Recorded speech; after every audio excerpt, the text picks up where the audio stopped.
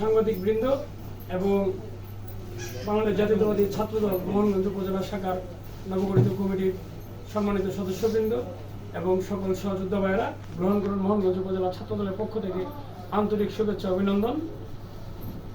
প্রথমেই মোহনগঞ্জ উপজেলার নবগঠিত কমিটির যে আস্থা আমাদের নেতা জনাব লুৎফুজ্জামান বাবু আমাদের উপরে রেখেছেন, সেই জন্য ওনার প্রতি কৃতজ্ঞতা জানাই দেশনায়ক জনাব তারেক রহমানের প্রতি, এবং সেই সাথে কৃতজ্ঞতা জানাই নেত্রকোনা জেলা ছাত্রদলের বিপ্লবী সভাপতি অনিক মাহবুব চৌধুরী এবং বিপ্লবী সাধারণ সম্পাদক শামসুল হুদা শামীম ভাইয়ের প্রতি।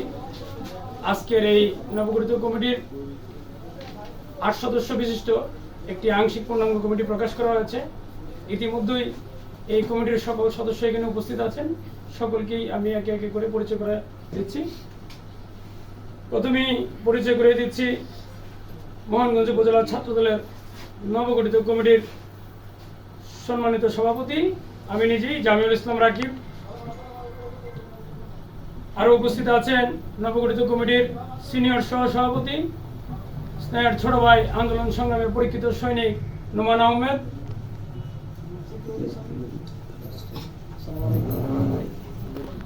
এরপরে মোহনগঞ্জ উপজেলা ছাত্রদলের বিপ্লবী সাধারণ সম্পাদক সাবেক পৌর ছাত্রদলের আহ্বায়ক জেল পার্টনার সহযোদ্ধা নাজমুস সাদি চৌধুরী অপু।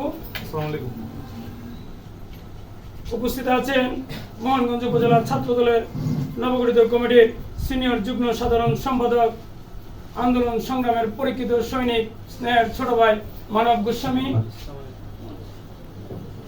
উপস্থিত আছেন মোহনগঞ্জ উপজেলা ছাত্রদলের নবগঠিত কমিটির যুগ্ম সাধারণ সম্পাদক স্নেহের ছোট ভাই রাজপথের অগ্রনায়ক জুবাইর আহমেদ।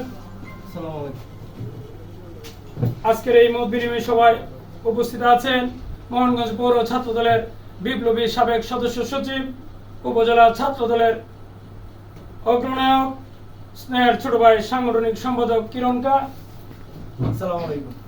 আজকের এই মত বিনিময় সভায় উপস্থিত আছেন আন্দোলন সংগ্রামের পরীক্ষিত সৈনিক স্নেহের ছোট ভাই প্রচার সম্পাদক সৌরভ খান। আজকের এই মত বিনিময় সভায় উপস্থিত আছেন আন্দোলন সংগ্রামের নির্যাতিত নিপীড়িত ছোট ভাই দপ্তর সম্পাদক রিয়াজ রহমান। আরো যারা উপস্থিত আছেন সকলকে মোহনগঞ্জ উপজেলা ছাত্রদলের পক্ষ থেকে আন্তরিক শুভেচ্ছা অভিনন্দন, ধন্যবাদ। সারা দেশেই মাদকাসক্তি বিশেষ করে ছাত্র সমাজ প্রায় ধ্বংসের পথে। মোহনগঞ্জ উপজেলা ওই মাদকাসক্তি নির্মূলে কি ভূমিকা পালন করবে বা কি উদ্যোগ আছে? ধন্যবাদ, আপনি একটা গুরুত্বপূর্ণ প্রশ্ন করেছেন।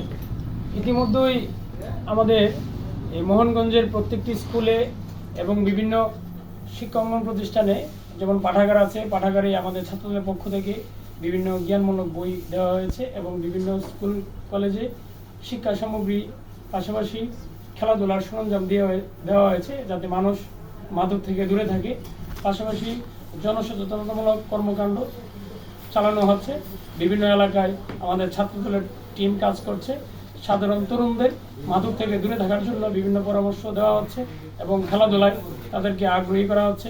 পাশাপাশি সচেতন মানুষ হিসেবে এলাকার গণ্যমান্য ব্যক্তিদের পরামর্শ নিয়ে ইনশাল্লাহ আরো ভালোভাবে ছাত্রদল কাজ করবে এই সুষ্ঠু এবং নিরাপদ সমাজ গঠনে।